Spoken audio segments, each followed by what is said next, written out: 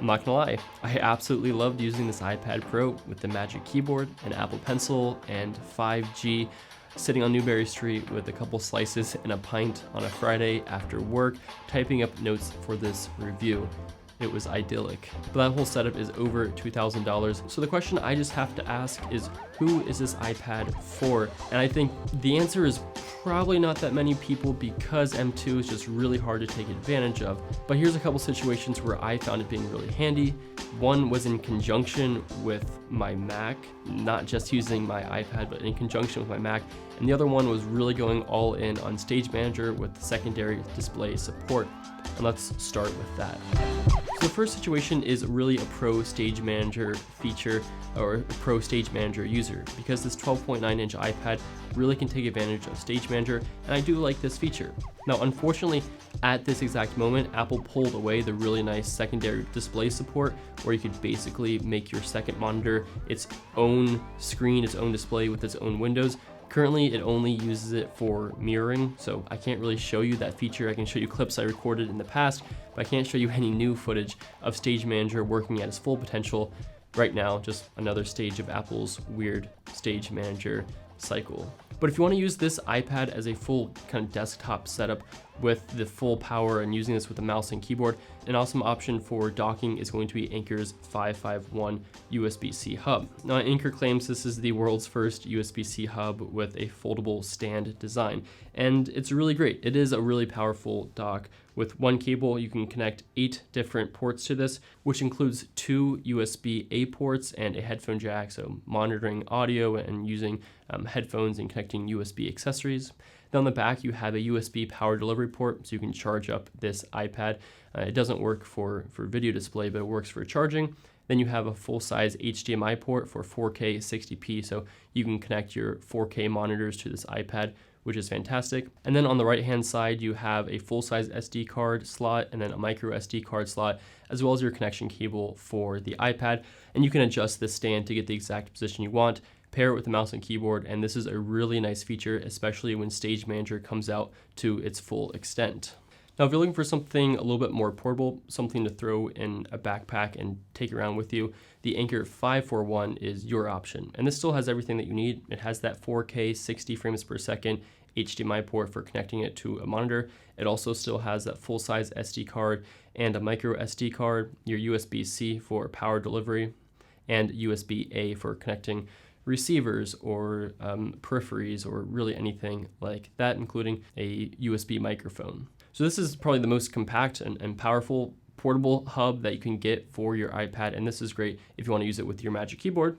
That's a really nice option. It just slides right on over top of it. And if you are the type of person that wants to use your iPad with a secondary display, once Stage Manager is available in full force, that is a really nice feature, and I have actually been enjoying just kind of the hovering effect, where you can have one window slightly hovering over the other, and you can still see what's on both, but if you quickly need to go back and forth between which one is on top, which one is kind of the dominant view, you can do that.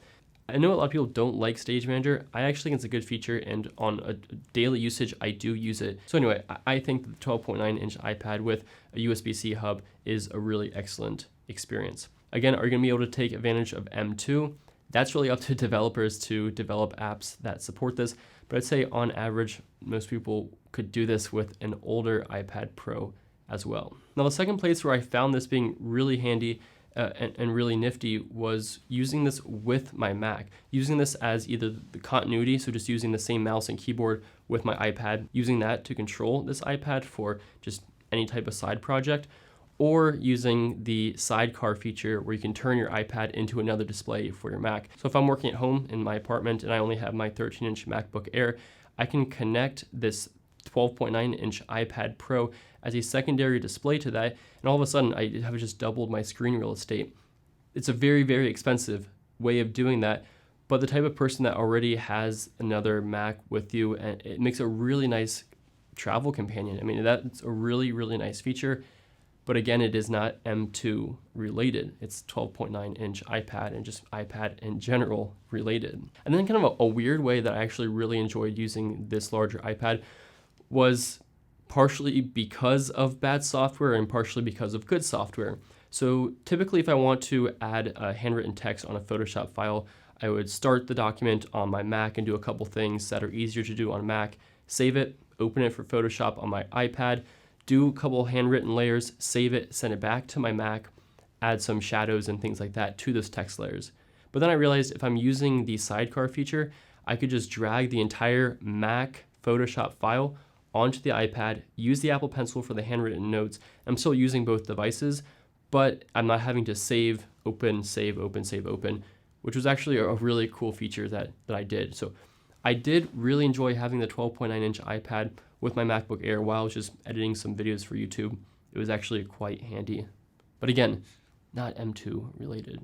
Now with this iPad Pro, you do have the hover feature on the pencil, which I do like that a lot.